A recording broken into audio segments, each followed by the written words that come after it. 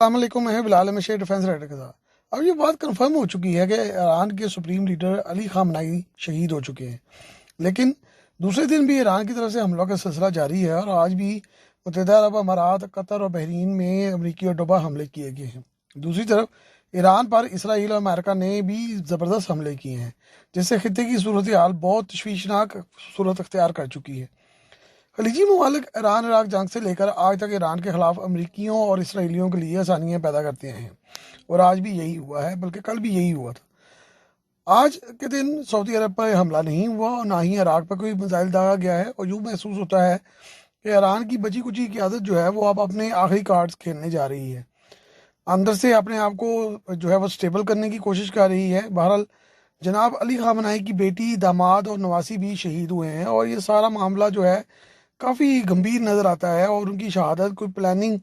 کے تحت ہوئی لگتی ہے، جس میں کہ بہت سارے اندرونی لوگ جو ہے شامل لگتے ہیں۔ ان سب کی شہادت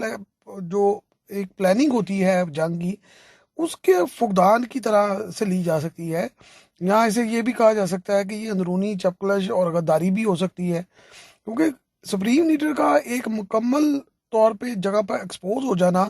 بڑا حیرت انگیز محسوس ہوتا ہے کہ جو ساری جنگ لڑا ہے کمانڈر، اسی کی حفاظت نہیں کی گئی، تو یہ ایک بہت بڑا سوالیہ نشان ہے۔ اگلے چند گھنٹوں میں بہرحال یہ واضح ہو جائے گا کہ ایران کہاں کھڑا ہے، کیونکہ اگر ایران کی طرف سے مزید حملے نہیں ہوتے یا کم انٹینسٹی کے ہوتے ہیں تو یقیناً ایران کے اندرونی معاملات جو ہیں وہ کافی گمبھیر بھی ہیں، تبدیلی بھی ہو سکتی ہے، اور اس میں کوئی باہمی جو جھگڑے ہیں وہ بھی ہو سکتے ہیں۔ ایران کے لیے اس وقت آپشنز کافی حد تک محدود رہ گئی ہیں، کیونکہ اس کو وہ اکیلا کھڑا ہے، اور اس کے سامنے جو ہے کئی ممالک کٹھے ہو گئے ہیں اور کئی خاموش سے سو گئے ہیں۔ ایران نے جتنی بھی جنگیں لڑی ہیں وہ اندر سے بہت مضبوط ہو کے لڑی ہیں، لیکن 2025 میں جب اسرائیلی حملوں میں ایران کی اعلیٰ قیادت کو ایگزیکٹ ٹارگٹ کیا گیا تو یہ جو ہے وہ سمجھ آئی کہ ایران کے اندر جاسوسی کا جو نیٹ ورک ہے وہ بہت ہی زیادہ جو ہے وہ مضبوط ہے، اور اس میں ایران کے خلاف جو ہے انڈیا، اسرائیل، امریکہ اور کئی جو ممالک ہیں ان کے لوگ جو وہاں پہ رہتے ہیں وہ سارے کے سارے اس میں ملوث پائے گئے ہیں۔ کئیوں کو انہوں نے پھانسی بھی دی ہے، کئیوں کو انہوں نے جو ہے وہ سخت سزائیں بھی دی ہیں، لیکن نتائج اس لیے خراب آئے ہیں کہ ایران کے جو اندرونی حالات ہیں وہاں پہ ایک بہت بڑا جاسوسی کا نیٹ ورک مجھے لگ رہا ہے کہ موجود ہے، جس وجہ سے ان کو اس کا خمیازہ بہت زیادہ بھگتنا پڑتا ہے۔ اور یہ بھی ایک بڑی حیرت انگیز بات ہے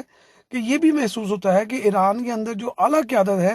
اس کے اندر جو ہیں وہ بہت سارے لوگ ایسے موجود ہیں جو کہ خود ایران ہی کے خلاف جو ہے وہ کام کر رہے ہیں۔ ان کے پاس میزائلوں کا، ڈرونز کا بہت بڑا ذخیرہ موجود ہے، اور ہزاروں کی تعداد میں یہ دونوں چیزیں ان کے پاس موجود ہیں، لیکن اس کا کیا مؤثر استعمال ہو سکے گا یا نہیں، یہ بہت اہم سوال ہے، کیونکہ ہتھیاروں کا ہونا اہم نہیں ہوتا۔ وہ تو رشیا کے پاس بھی بہت زیادہ ہتھیار تھے، لیکن جب وہ جنگ ہارے تو وہ مکمل طور پر ختم ہو کر رہ گئے۔ اس وقت ایران میں جناب علی خامنہئی کی شہادت پر بہت سوگوار ماحول ہے، لوگ جو ہیں وہ بڑے پریشان ہیں، لیکن ایران میں کچھ ایسے طبقے بھی ہیں جو بہت خوش ہیں، اور انہوں نے خوشیاں منائی بھی ہیں، جو کہ انقلاب ایران کے بعد پہلا واقعہ ہے۔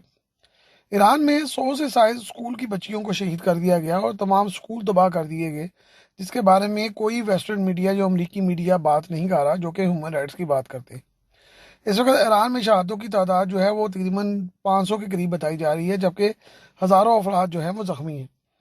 ڈونلڈ ٹرمپ نے حملے کو جاری رکھنے کا اعلان کیا ہے، اور نتن یاہو بھی یہی بات کر رہا ہے، بلکہ آج تو دونوں نے سیم بیانات دیے ہیں۔ ایران پر پے پر یہ حملے جاری رہیں گے، اور یہ ان کا اعلان جو ہے وہ ایک طرح سے پیغام بھی ہے۔ دنیا میں تیل کی ترسیل بری طرح متاثر ہو کر رہ چکی ہے، کمرشل پروازوں کے علاوہ کمرشل بحری جہازوں کی نقل و حمل بھی بہت زیادہ متاثر ہو چکی ہے۔ آیت اللہ خامنہئی کی شہادت کے بعد ایک بہت بڑا سوال تھا کہ ان کی قیادت کون سنبھالے گا۔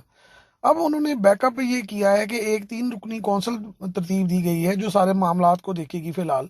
جس کے جو ہیڈ ہیں وہ آیت اللہ علی رضا عارفی ہیں، جو کونسل کے ممبر تھے اور بہت طاقتور مانے جاتے ہیں۔ اس کے علاوہ ان کے جو پریزیڈنٹ ہیں مسعود، وہ اس کے ممبر ہیں، اور سپریم کورٹ کے چیف جسٹس غلام حسین محسنی اجازی جو ہیں وہ ان 3 بندوں کے درمیان جو ہے وہ تمام فیصلے ہوں گے۔ گارڈین کونسل بعض مستقل لیڈر کا انتخاب کریں گی۔ یہ کونسل 88 ممبران پر مشتمل ہے،